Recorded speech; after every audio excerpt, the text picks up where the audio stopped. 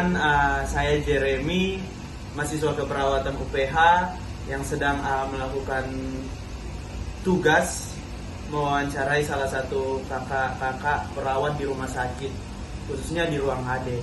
Oke, kali ini saya bersama kakak siapa? Yeskiel. Dengan kakak Yeskiel. Baik nih kak, di sini saya mau nanya perihal penerapan Pancasila di rumah sakit, terkhususnya di ruang HD nih, di tempat kakak bekerja. Nah, bagaimana sih toleransi di sini antara orang yang memiliki perbedaan, terutama perbedaan dalam beragama? Bagaimana cara masing-masing dari mereka untuk menjalin kerukunan di atas perbedaan agama dan keyakinan yang mereka percayai? Oke, untuk yang di sini ya, ini kita lihat dari staffnya biasanya. Dari staff, kalau menurut saya secara pribadi, kerukunannya itu terjalin dengan baik walaupun berbeda agama. Di Departemen HD sendiri atau di Modalisa, perawat-perawatnya dan dokternya itu ada yang beragama Kristen, Katolik, dan Muslim atau Islam. Nah, biasanya bentuk toleransi yang kita lakukan harus sederhananya adalah ketika misalnya Muslim lagi merayakan Lebaran, biasanya karyawan yang Muslim akan mendapatkan prioritas libur, sementara yang Kristen atau Katolik akan backup kerja. Nah, nanti waktu Natal begitu pula, jadi yang Muslim yang lebih banyak kerja, nanti yang Kristen atau Katolik akan dapat libur bergantian. Itu hal sederhananya. Jadi untuk bentuk toleransi keberagamaannya di sini baik, dan saya rasa mereka bisa saling toleransi satu sama lain. Oke, berarti saling menghargai ya di antara adanya perbedaan itu, tetap tidak mengurangkan rasa sukacita di dalam bekerja bersama itu ya. Oke, pertanyaan kedua nih, bagaimana kondisi kesamaan pelayanan di tempat ini, khususnya bagi pasien? Apakah ada perbedaan derajat sesama pasien atau semua disamaratakan dalam hal pelayanan yang diberikan? Oke, dalam pelayanan di sini yang pasti kita menyamaratakan dalam memberikan pelayanan kepada pasien. Kita bisa melihat mungkin beberapa pasien memiliki status sosial itu menengah ke atas, ada juga yang menengah ke bawah. Nah, semua pasien yang datang ke sini tidak terkecuali kami melakukan pelayanan semaksimal mungkin dan memberikan pelayanan 100% itu tanpa membedakan status sosial mereka ataupun tentang agama mereka ataupun hal-hal yang lainnya. Intinya dalam suatu pelayanan kita memberikan yang terbaik sebagai seorang perawat, sebagai tenaga kesehatan, dan terus memberikan dampak yang baik bagi mereka. Kami tidak memperdulikan entah mereka berstatus apa. Itu intinya. Berarti kesamarataannya selalu terjaga ya? Terjaga di sini. Wah, luar biasa sekali. Hal apa saja nih yang mendorong kakak mau rela berkorban di dalam pekerjaan kakak bagi kepentingan negara dengan melayani sesuai dengan profesi kakak sekarang sebagai perawat? Agak sedikit sulit ya. Untuk negara dari profesi ya, mungkin sih hal yang sederhananya yang bisa saya contohkan adalah waktu zaman COVID itu lah ya. Waktu zaman COVID kami sebagai tenaga perawat yang dimana misalnya pekerja lain mungkin kerja di rumah, sementara tenaga medis harus kerja di lapangan tetap, dan kami pun tetap melakukannya dengan ya bersukacita, tetap melakukannya dengan sepenuh hati karena waktu itu bangsa Indonesia juga kena COVID juga, dan kita juga harus jadi garda terdepan yang berani mengambil resiko untuk memberikan pelayanan terbaik bagi mereka, karena keselamatan pasien adalah prioritas kami.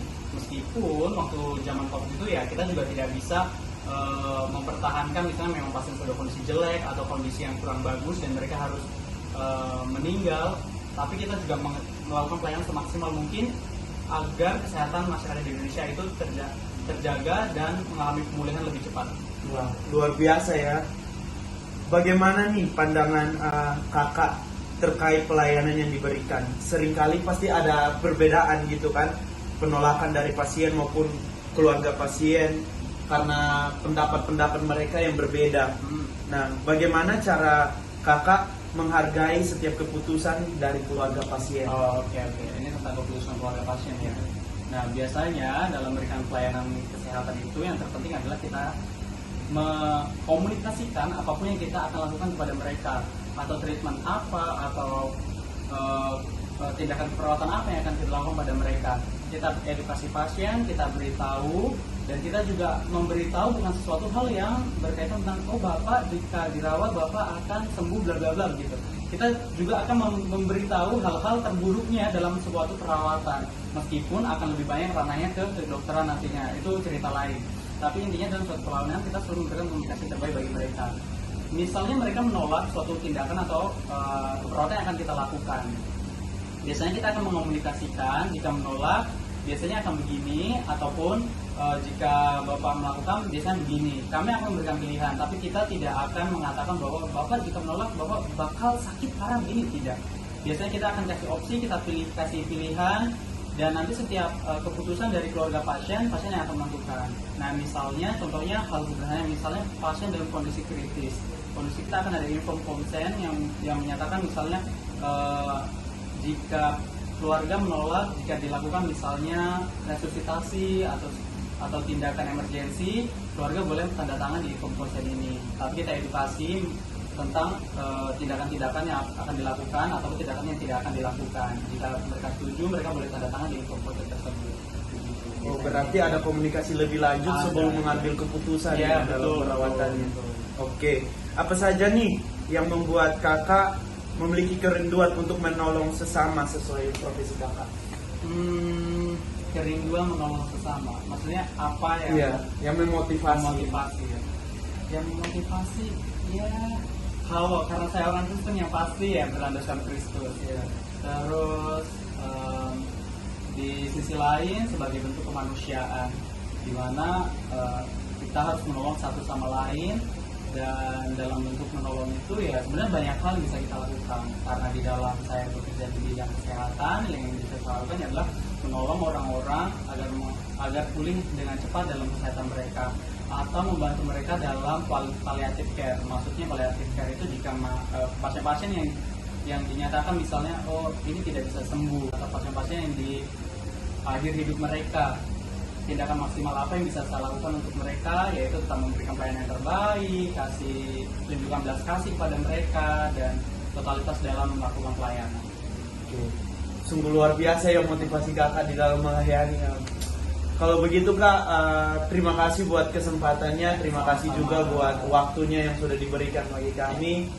Ini sekian dari kami, terima kasih.